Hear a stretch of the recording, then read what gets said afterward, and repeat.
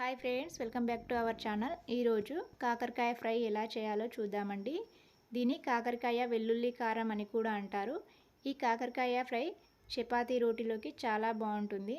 అలాగే ఇంట్లో పప్పు, సాంబార్, చారు ఏదైనా చేసినప్పుడు సైడ్ డిష్గా పెట్టుకున్నా కూడా చాలా టేస్టీగా సూపర్గా ఉంటుందండి. లేట్ చేయకుండా వీడియోలోకి వెళ్ళి చూసేద్దాము. ఇక్కడ నేను అరకిలో కాకరకాయలను ఇలా సన్నగా కట్ చేసి పెట్టుకున్నానండి. వీటిని ఒక గిన్నెలో వేసి అందులో కాస్త పసుపు, కొద్దిగా ఉప్పు వేసి ఇది అంతా కాకరకాయలకు బాగా పట్టేలా కలపాలి. ఈ విధంగా కలిపి మూత పెట్టి కనీసం ఒక 10-15 నిమిషాల పాటు పక్కన పెట్టేసుకోవాలండి. ఇప్పుడు ఒక మిక్సీ గిన్నె తీసుకొని అందులో 1 టీ స్పూన్ ధనియాలు, 1 టీ స్పూన్ జీలకర్ర, ఒక చిన్న సైజు కొబ్బరి ముక్క అండి సన్నగా కట్ చేసి వేసుకోవాలి. మీరు కొబ్బరికి బదులు కొబ్బరి పొడి కూడా వేసుకోవచ్చు. దీన్ని మెత్తగా మిక్సీ పట్టాలి. ఈ విధంగా మిక్సీ పట్టిన తర్వాత ఇందులో వెల్లుల్లి వేసుకోవాలి. ఇక్కడ నేను పూర్తిగా ఒక గడ్డ వెల్లుల్లి వేసుకున్నానండి. అలాగే 1.5 చెంచా కారం వేసుకోవాలి. రుచికి సరిపడ ఉప్పు వేసి మెత్తగా మిక్సీ పట్టాలి. ఈ విధంగా మిక్సీ పడితే సరిపోతుందండి. ఇలా మిక్సీ పట్టిన తర్వాత దీన్ని పక్కన పెట్టేసుకుందాము. ఇప్పుడు కాకరకాయలు చూద్దాము. ఇక్కడ నేను పూర్తిగా ఒక 15 నిమిషాల తర్వాత చూపిస్తున్నాను, చూడండి. ఇప్పుడు దీన్ని ఒకసారి బాగా కలపాలి.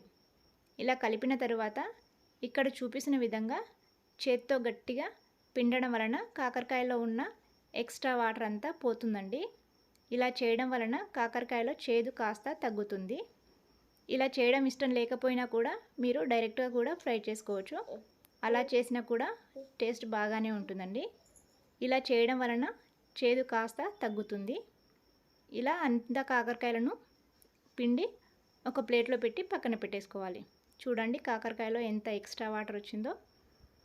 ఇప్పుడు దీన్ని పక్కన పెట్టి పారబోసుకోవాలి. ఇప్పుడు స్టవ్ పైన ఒక కడాయి పెట్టి ఆయిల్ వేయాలి. ఆయిల్ వేడయ్యాక కాకరకాయలను వేసి ఫ్రై చేసుకోవాలండి.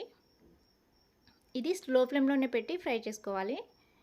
ఇది అడుగంటకుండా మధ్య మధ్యలో కలుపుకుంటూ ఫ్రై చేసుకోవాలి.